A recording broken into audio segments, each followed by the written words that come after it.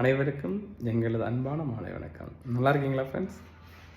நானும் நல்லா இருக்கேன், நாங்களும் நல்லா இருக்கோம்.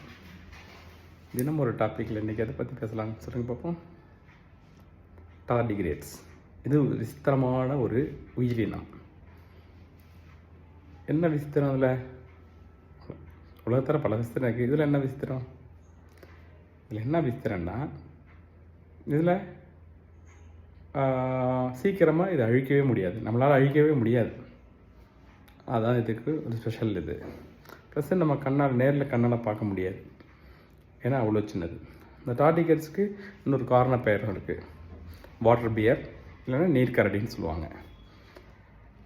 அது எதனாலன்னா, நீங்கள் இந்த டார்டிகிரேட்டை பார்க்கும்போது அது நடந்து வர ஸ்டைல் வந்து நம்ம கரடி நடக்கிற மாதிரியே இருக்கும். ஸோ அதனால் வாட்டர் பியர்னு வச்சுருக்காங்க.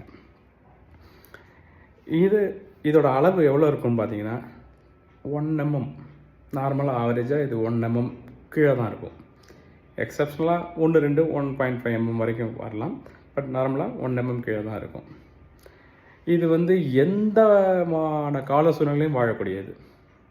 நீங்கள் அதிக இந்த தார் பாலைவனத்தில் போய் விட்டாலும் சாகாது, நீங்கள் அண்டார்டிகாவில் போய் விட்டாலும் சாகாது. அங்கேயும் இனப்பெருக்க செய்யும், இந்த தார் பாலைவனத்துலேயும் இனப்பெருக்கம் செய்யக்கூடிய வல்லமே அதுக்கு இருக்குது. தான் சாவு தான் அதுக்கு தவிர மற்றவங்க அதை அழிக்க முடியாது. சில விஞ்ஞானிகள் அதை எடுத்து ஆராய்ச்சி பண்ணிக்கிட்டு இருக்காங்க.